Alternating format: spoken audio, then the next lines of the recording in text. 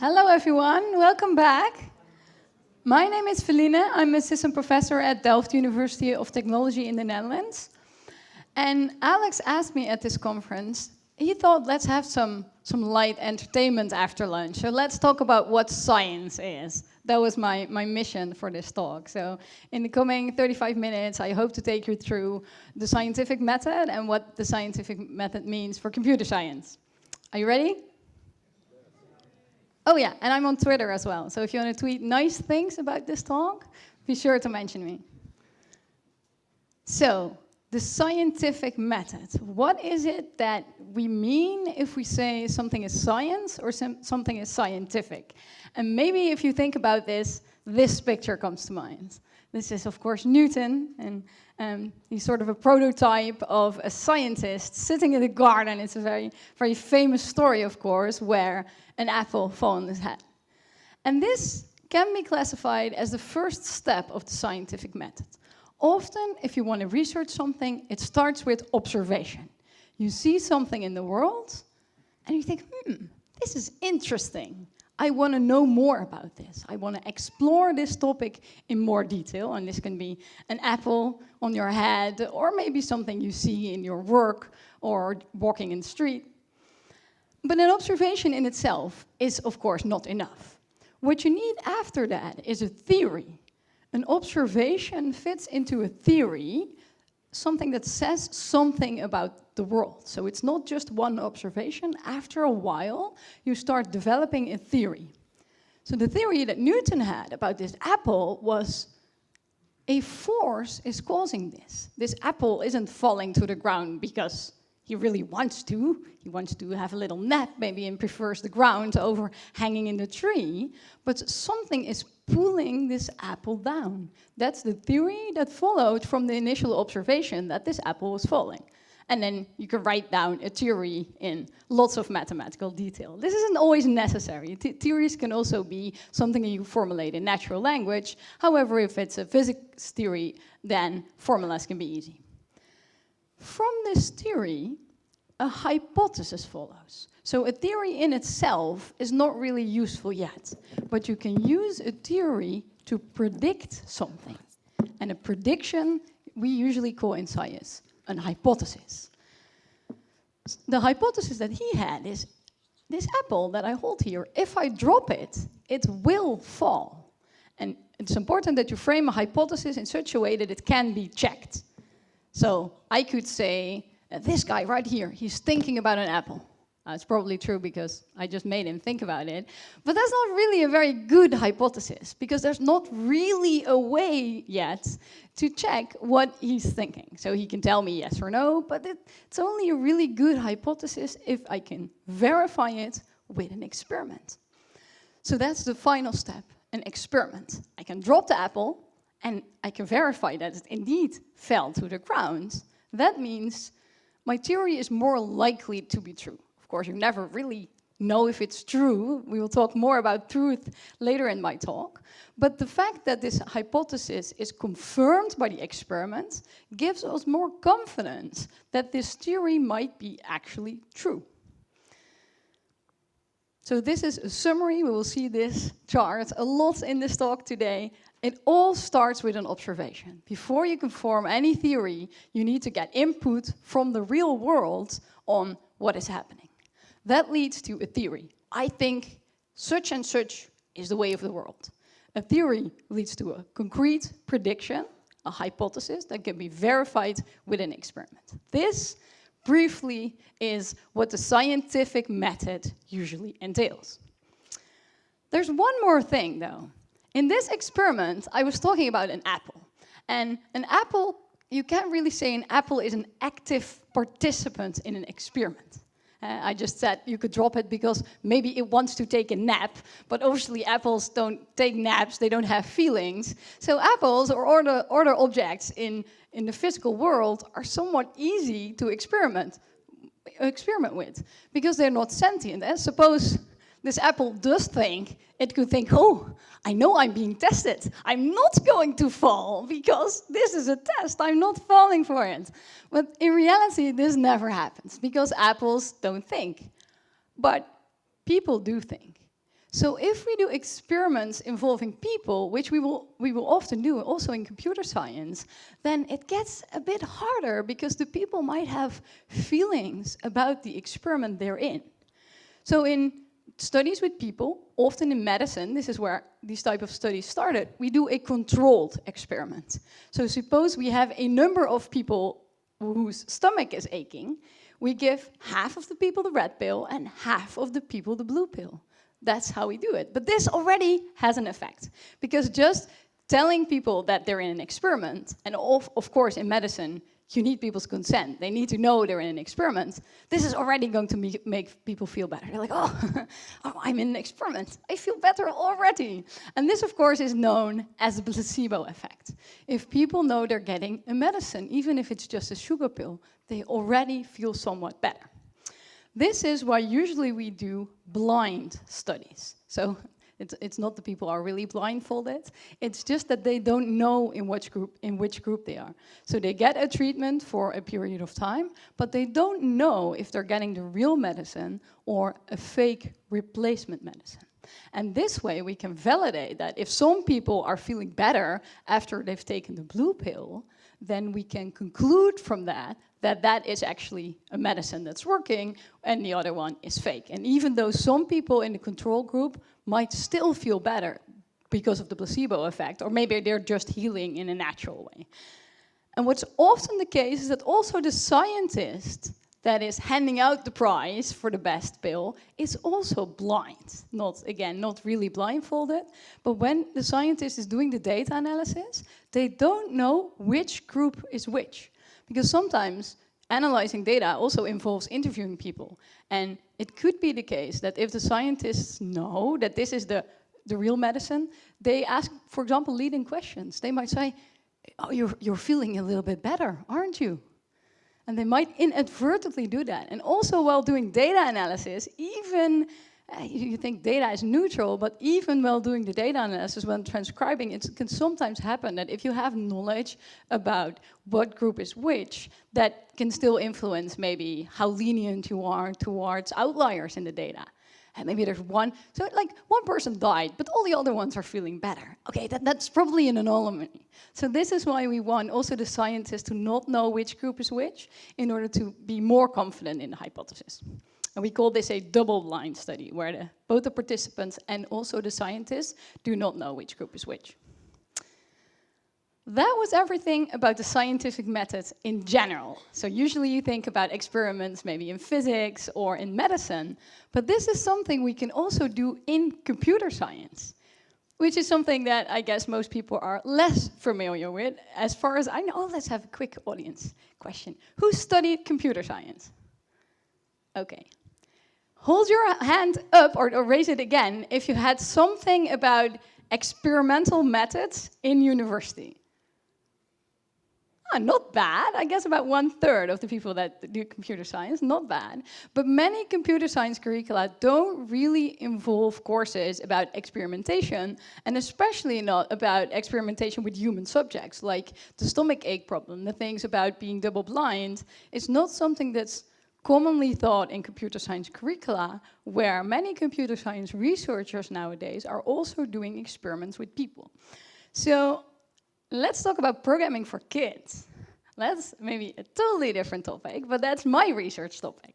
So I thought I can talk about abstract ideas of experiments in computer science, but I thought, why not just pitch my own research and talk about what my research is about, and I will illustrate in talking about my own research how I followed the scientific method and how it influenced my thinking.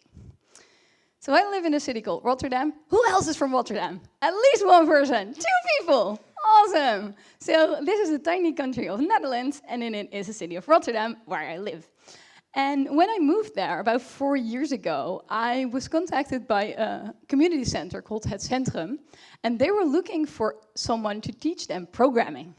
And I just moved to a new city. I didn't know a lot of people yet, so I thought, I can do that. I know programming. I can teach a bunch of kids programming. How hard can it be? We'll come back to that. It's very, very, very hard. So the interesting thing I want to point out here is that I wasn't doing sciencing. This was Saturday afternoons teaching a bunch of kids programming. I wasn't planning to make this my research topic at all. It was just something I did to get to know my city and to make the world a better place. So I said, hey, let's program a Lego robot. We had Lego robot at the community center. Who has played with Lego Mindstorms? Wow, awesome. With your kids, right? Not for your own enjoyment when they went to bed. So Lego Mindstorms is a visual programming language. It looks more or less like this, where you have blocks that you can connect to control a robot you made with Legos. So they can drive around, and they also have sensors, like a light sensor or touch sensor. So you can make a robot that picks things up or that detects sounds, things like that. It's really simple, but it's a good introduction into programming, and especially because it also has this physical component. It's a robot you can hold and build. It's a good way to get kids excited about technology as well. I mean, you can also start with JavaScript, but they might be sad after a quick while. So start with Lego and robots, and let's all pretend it's really fun and it's a great career, kids. So, of course, afterwards, as I said, this was on Saturday, but if you're a scientist, you have like that scientific brain forever. You can't really shut it off. So I was looking at these programs. And they didn't really seem very organized. They were not very well structured. Sometimes there was duplication in them. They didn't have really good names. I was like, I've seen this before, because in my previous life, when I was working on my PhD dissertation, I worked a lot on code smells. So I thought, hey, look at that. It's code smells in Lego Mindstorms. These kids are making the same mistakes, in a sense, as adult programmers. They don't really think about abstraction. They just put all their code everywhere. After a week, they have entirely forgotten which is which and what is where. This is interesting, I thought. They're making some sort of code smells. So this was step 1 of the scientific method. I had an observation, and I thought, code smells, children, this is interesting. It was sort of like this apple that hit me on the head. I want to know more about this. So the first thing I did then is I wrote a scientific paper. So, as I said, the scientific method is all these steps, but that doesn't mean in all research all steps are present. So what I did in this first paper is I just documented my observations. I wrote down really clearly, this is what we know about code smells. This is what we know about programming for kids. Here are a number of programs from kids that I sampled. I've had manually inspected them. And I said, look, here is a duplication code smell. Here is a bad naming code smell. And I wrote it down precisely in order to also allow for other people to look at those observations too, because I can just have my observations for myself, but if I share the observations in a precise way, then other scientists might benefit from that. So that was step 1. It wasn't the full scientific method yet, but it was a paper. And at this point, I didn't really know that this would be my real big new topic. I just thought, I saw something interesting on Saturdays, let's write a paper about it, because then other people can benefit as well. It wasn't really a plan in any way to turn these kids that I was volunteering for into little research subjects. If I would have told the people that at the community center, I'm sure they wouldn't have let me start there. Yeah, this sounds interesting, let me make some experiments. But it happens. So obviously, this led to a theory. And the theory in which this fit is the theory, not a theory I came up with, not a new, fresh theory. The existing theory, code smells are bad. This is something, and here in the beginning I said, you don't always need mathematical formulas to describe a theory. You can also use natural language. This is a theory that many people believe. Many people think that code smells are bad, that if it's possible, you should avoid code smells. It's better if your code has less code smells. So this is something that people believe. And this observation that kids also make code smells fit into this theory. Code smells are bad. It's something that people believe. So if it's true for Java or for Python, would that also be true for Scratch? And now I'm moving on to a different programming language. The initial observations were about Lego Mindstorms, and now I'm moving to another language for kids called Scratch. Who has used Scratch? It's fantastic. Everyone not raising their hand. Yeah, well, don't leave immediately, but quickly after this session, you should totally check it out. It's a programming language by MIT. It's free and open source. It runs in the browser, really easy. And the nice thing is that you can localize the keywords to Dutch or Romanian. So kids, even if they don't know any programming, they can read the keywords and sort of figure out what is happening, which is a really accessible way to start programming. So the general theory is code smells are bad in languages for grown-ups, for adults, for professional programmers. The hypothesis here was, if code smells are bad, we must be able to measure an effect. So if code smells are bad, that means smelly code must be harder to read or harder to edit. That was the hypothesis that we wanted to test, specifically on kids, because this has been demonstrated on people before. There are studies, for example, that compare code with good variable names to code with bad variable names, and then you can measure that in the good variable names, people read quicker. It's easier for them to understand what's going on. So it was time for an experiment. Now I found some fresh kids. I thought it's not really ethically okay anymore if I do a study on kids that are mine, in a sense. And this is generally considered not to be really good practice if children or students have some sort of dependence relation on you to experiment with them. And that again ties into the story about Doubleblind. If I ask my students, did you really like this session? Or are you doing better now? Then they might be very inclined to answer me in a certain way. And also, even if I don't ask them question, if I just observe their behavior, if they're in a room with me and I later have to grade them, then that still might influence how they feel about the experiment. So it's generally better if you can find some fresh kids. So we went to a high school in Delft where we had 60 kids, and we divided the kids into 3 random groups. This is also very important.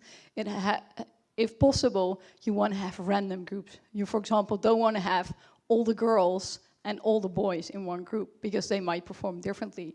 Or if you have a difference in age of children, you don't want to have all the young kids in one group and all the old kids in another group, because those are all what we call confounding factors. That makes it harder to test the experiment. So we had the kids in 3 random groups, and we made one scratch game, sort of a Pong-like game, in 3 versions. So one version was as nice as we could make it. One version suffered from duplication. So we copied code clones. We had similar programs or similar snippets of code in many different places. So for example, one of the things was if you would hit 5 points, the game would stop. And we had one script that said, if the points are 5, play a sound. And there was another part of the program that said, if the points are 5, stop all the movement. So the logic for one event was spread over multiple places in the program. And one had a really long method. So instead of spreading the logic in nice little blocks, we crammed everything together in a really big method. It hardly fit on the screen. And then we asked kids for that game in Scratch. This is the URL for Scratch, if you want to use it later. We asked them, this game, explain what is happening, write down what you think is happening in this game, and we also asked them to make little changes. So for example, this points is 5, we asked them to make the game go from 5 points to 10 points, which is of course hard because this logic was duplicated in many places. The research question here was, are smells bad? Are they bad for Scratch? And the quick answer is yes. We found a significant difference. So the kids that we gave the good code performed way better than the kids that we gave the smelly code with the duplication and the long method. The nice group did better. The group, not the nice group, but the group with the nice code, they did better. So that led to another paper where the 2, 3, and 4 steps of the scientific method were summarized, because we had a theory, code smells are bad in general, that led to a hypothesis, code smells are also bad in Scratch for young kids. These kids were 12, 13 years old that had just learned to program, and we performed an experiment, a randomized controlled experiment, in which we could measure that indeed the kids did better in the group without code smells. So this is a more full representation of the scientific methods in one paper. So this, of course, was another observation. I saw, code smells actually impact what kids were doing. Initially, I just saw they exist sometimes in some programs, and then I saw they really impact how kids perform. And something that's interesting about Scratch is you can share programs on a public repository. There are about 17 million programs already shared on the public repository, which is great because kids can take other kids' programs and look at them and even remix them, which is like forking on GitHub. So if you make a cool game, I can put it into my repository as well. But that's interesting because we know code smells are bad, but maybe they're really common. So maybe in this public repository, smells are propagating all over the place and kids are exposed to bad programming. And we know from research into adult professional developers that if you start to work on an open source code base that's violating best practices, you will also pick up the bad behavior. And this is how you will work. Even if they have a README specifically saying these are our best practices, if they violate them in the source code, this is the habit that people will pick up. So maybe kids are also picking up bad behavior, and that led to another research question. We wanted to know, are code smells common? In those 17 million projects, are many of them smelly? Maybe it was just my neighborhood kids. Maybe all kids in the world are perfect programmers except the few that were in my Saturday class. This is a possibility. Maybe it's not really likely, but we really wanted to understand the prevalence of code smells in the repository. So this fits again into a theory. It fits into the theory code smells are common. We know in other languages, JavaScript, C++, code smells, it's a thing that people do, even though they know it's not really the best.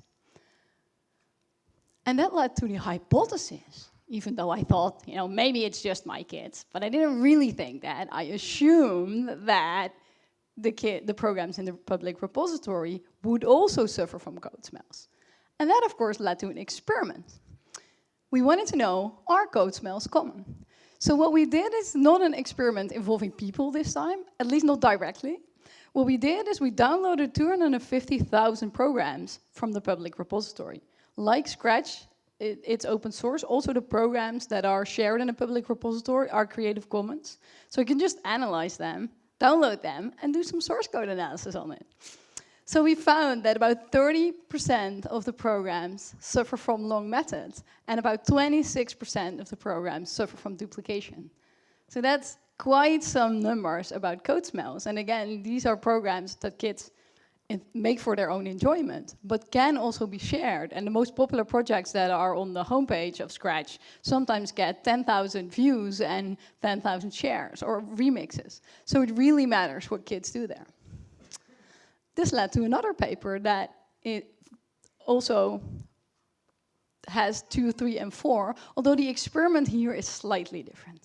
Like I said, we didn't do a controlled experiment here, we just analyzed data that was available. So there's this difference in scientific approaches. Sometimes you generate your own data, like we did in the first experiment. We did the questionnaires with the kids and we measured everything ourselves. What we did here is we just used available data, the Scratch public repository, and did analysis on that. And this second method is getting more and more common because luckily more scientists are sharing their data.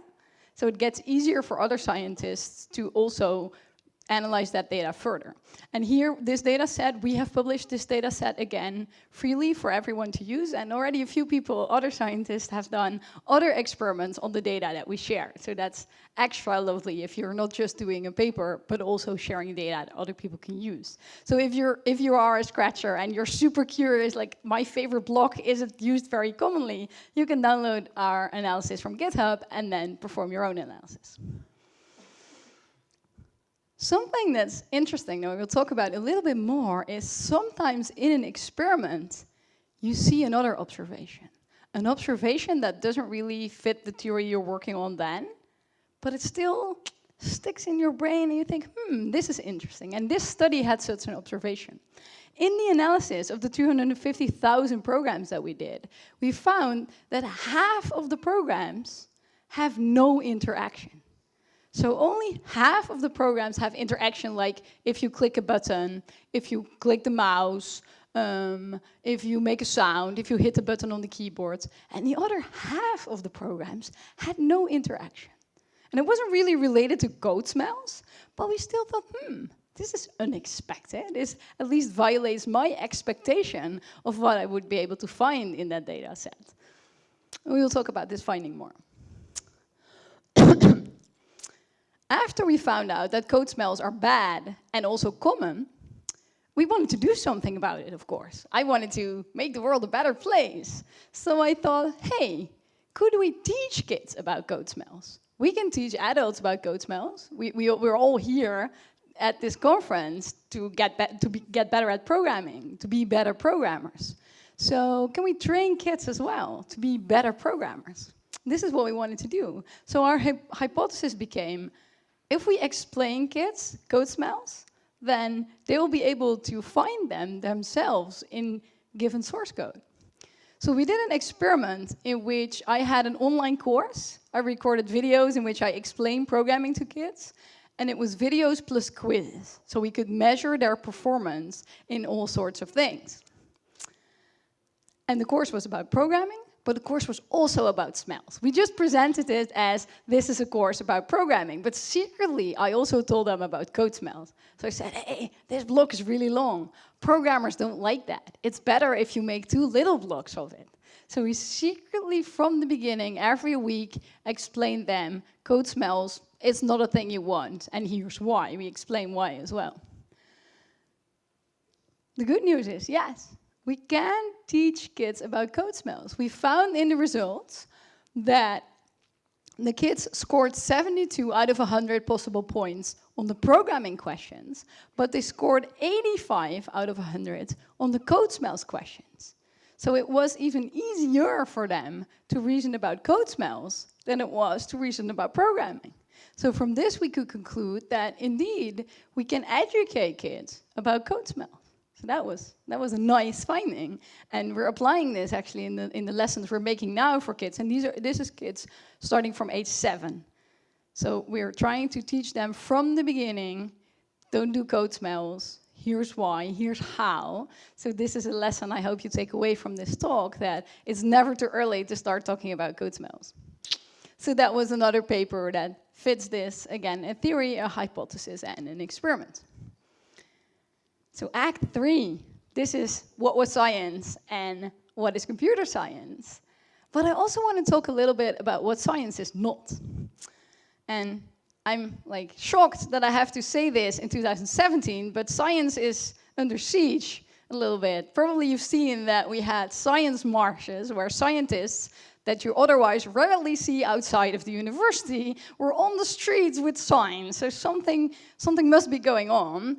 People are defending science because they're afraid that things like climate change or vaccines that we all think are something that is real and useful to study also is no longer believed by a bigger and bigger portion of the people in the world, which is hard.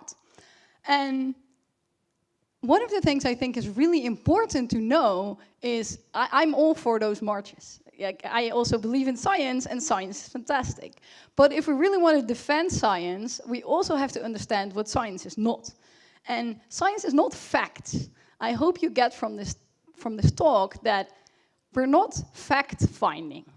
We have a theory, and we have an experiment that fits the theory, that makes the theory more believable. It's not that you have found a truth or a fact. It's just that you know something is a little bit more true. So one of the steps that we usually don't talk about, and sometimes also scientists themselves find it really hard to talk about, is beliefs. Observations that like hit your eye, before they really get your brain, they're going through the filter of what you believe. And that really influences how you see the world. And this sounds maybe a little bit crazy, so let me give you a very concrete example of a good application of the scientific method that had some beliefs. So in the 50s, scientists found that lots of people die in car crashes. Cars are dangerous, and people die if they have an accident. The theory here was that if you would wear a seatbelt, that would make you more safe, which seems like a good theory. Who's not for seatbelts nowadays? And this, of course, led to a hypothesis. If a seatbelt is better than no seatbelt, then if we put a dummy in the car and we bump it into a wall with or without a seatbelt, then the dummy with the seatbelt should be in a better shape. And that was, of course, the experiment. And they found, indeed, that if you wear a seatbelt, you're safer than if you wear no seatbelt, because you will smash through the window or you'll be exited from the car. So it's a great finding.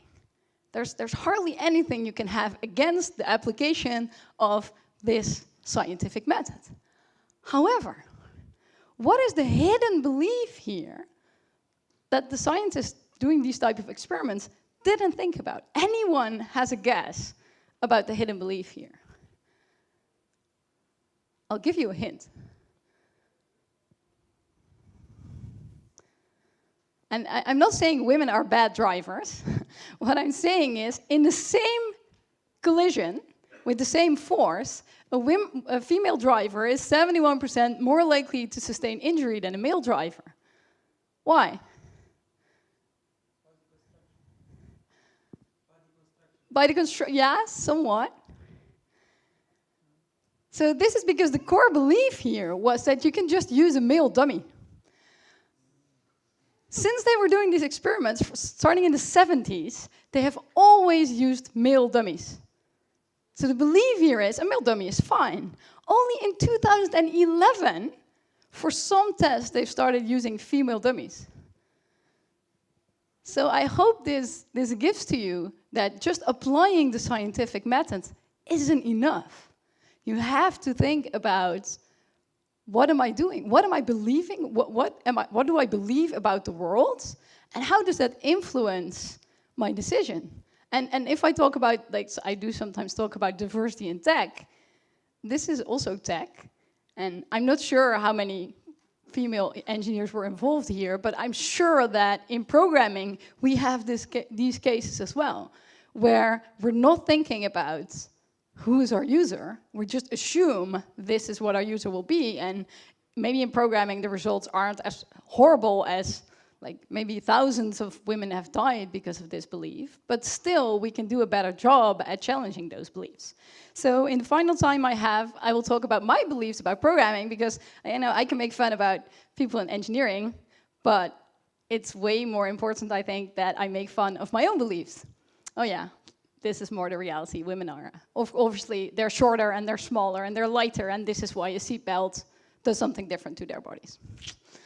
So what are my beliefs? Remember, in the beginning of this talk, I had this finding that really surprised me. I didn't think that only half of the programs would have interaction. When I was doing the data analysis, I was like, oh, that's weird. I thought all the kids would make games. What is this half of the programs that has no interaction? What is a computer program that has no interaction? What does that even mean or do? I was very, very confused by this finding. So this experiment led to an observation that didn't really fit any of my theories. And this made me realize that my belief that I took for granted is that software does something. I assumed that all the kids would make something useful, like a game, you would click it and you would get points. But many of the kids, when we were inspecting those programs without interaction, they made stories. Not games at all. So you just start the program, and it was like a princess goes to a cake. Hello, cake, I'm so hungry, can I eat you? And the cake says, no, don't eat me. And the princess says, okay, let's be friends. And then, end of story. These type of stories were really, really common in the Scratch programs that we found. or programs that would just make music. You would start them and they would play a song, which Scratch can do as well. Scratch also, like Logo, maybe you've played with Logo when you were younger, has a pen. So some of the programs just drew something, didn't do anything at all. I was so surprised. I really hit my own beliefs, like, oh, I have beliefs about programming that I didn't even think were a thing. And then we go all the way back to the talk. The first thing I did with those kids when I was in the community center was, okay, let's make a robot. I didn't even think, okay, what are all the things we can do with programming? We can make music, we can make art, we can make stories. No, robots! And this is a belief that many kids already have. A few weeks ago, I gave a lecture for about 100 11 and 12-year-olds, and you ask them, what is programming for? 80% of the kids says, robots, or websites, or apps. And it's interesting that they're only 11 or 12, and they already have this very small, narrow meaning of what programming is. And then a few weeks later, I asked a bunch of kids of 8 or 9, what is programming? What could you make with programming? And they have so much more creative answers. One of the kids says, if I could program anything I want, I would make a new nature, for if mankind has destroyed nature. Like, wow, that is a deep answer. But then you can talk about, is that even possible? What does that mean? Or kids want to make a pet or a friend. They're way more creative. So somehow I was putting them in a very, very narrow view of programming, and I want to do better. So I have many beliefs about what programming is. So I thought, oh, I need new observations. I want to see how kids behave if I tell them not to make robots, but if I tell them, we're going to make crazy stuff. So this is my Saturday group. And what you see here are Donald Duck magazines. Do you have a Donald Duck magazine in Romania? No, okay. That's so fine. But you know Donald Duck. It's a comic book. So what I had the kids do here is I gave them the comic books, and they could recreate a story from the comic book in Scratch. And the nice thing about the Donald Duck universe is it supports many types of stories. You have Scrooge McDuck goes on a crazy adventure story, but you also have Donald Duck and Daisy Duck, and they're in love, or they're not in love, romantic stories. So kids could pick from a wide variety of stories, and they programmed that into Scratch, which is a very different way of programming. And another observation, what I'm doing here with a big classroom of children is, maybe you can't really see it, but they've all drew a Mondriaan picture. It's a Dutch cubist painter. And together with all of the kids, we made a program to create an artwork. Again, a very different way of teaching programming. And these new observations led me to a new theory. Maybe this whole code smells was interesting, but very, very narrow still. So my new theory that I'm exploring now is programming education could learn something from arts education. I know, I was one of those people myself, but many people are like, oh, arts, it's useless, let's make stuff. But art is also about making stuff. And they have lots and lots of very interesting ways to teach kids that I think we can take something away from for programming. So what I'm doing now, my hypothesis is, how we teach kids writing could be very useful for how we teach kids programming. And I'll give 2 small examples of experiments I'm doing now. I don't have results yet, so I'm hoping Alex asks me back next year so I can present my results, because Bucharest is an awesome city, and I really had lots of fun yesterday walking around. So one of the things in writing education is we expose kids to stories way before they learn to write. So if a kid is 2 or 3, maybe you already read a story to them. And I just saw on Twitter this morning that this is actually very good for kids, that they're exposed to language before they start reading and writing themselves. So what if we do that with programming as well? Why do we need to start with writing a program? Why? This is just an arbitrary choice.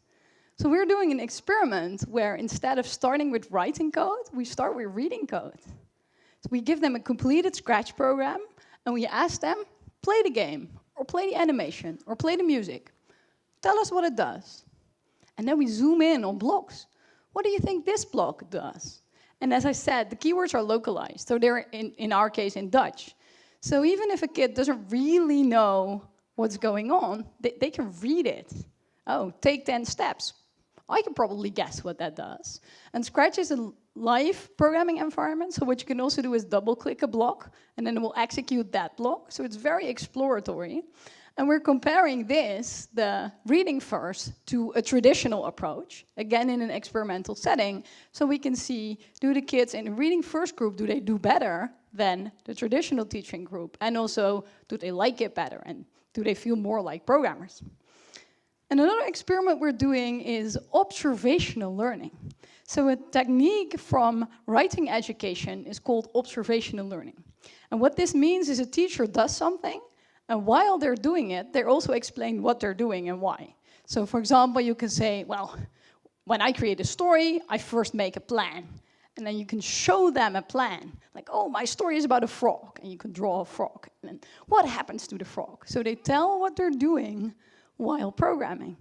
And does that remind us of something? Many people in conference talks do live coding, where they give a demo, they type the code, and then they explain what they're doing. So this is actually an existing technique that has lots and lots of resources. So if you want to get better at live coding, you really want to look into observational learning, because it's a thing that exists. And this, you can also do this in programming for kids. Instead of immediately putting them behind the computer, you can also expose them to a demo in which a teacher does programming and explains. And especially if it's really realistic, kids really like that and they learn a lot from it. So I'm programming and then I'm stuck. I'm not just doing the happy pad. I say, okay, I don't know, I'm confused. Let's try some things together. And this helps them practice debugging and also makes it less scary that they're stuck, because if the teacher is sometimes stuck and doesn't have a plan anymore, then that's something that can happen to me as well. So I think this observational learning from writing is something we can definitely use in programming education as well. So even though I don't have definitive results, this theory that we can learn from arts education is a theory that I believe in, but I do think these experiments will lead to maybe a confirmation of the hypothesis and maybe new observations and new theories. So you can do this as well for programming. I just have 2 minutes left, so let me summarize my entire talk in one of those 2 minutes, because I know it was quick and I know it's after lunch, so let me quickly summarize everything in case you may have missed something. What I talked about in the beginning of my talk is the scientific method. You see stuff in the world, and that makes you form a theory. From that theory follows a prediction, aka a hypothesis, that you can test with an experiment. I have used this method in my own research, where I have researched how common are code smells if we look at programs from kids. And can we teach kids code smells? Is it possible to explain to kids, even if they're 7 or 8 and they're just learning to program, that code smells are bad? And the answer to both those questions is yes. Smells are common, bad news, but we can teach kids about them and then they get better at it. Good news. But I also thought about how science isn't neutral. The scientific method is awesome. It's like democracy. It's the worst we have, except all other ones. It's a very good method, but don't be fooled by what it means. The only thing it means is I have a theory and I test it and the theory seems likely. It's not about the truth. It's not about facts. It's a scientist. I know this sounds sort of weird because science haters sometimes say this, but science is just an opinion.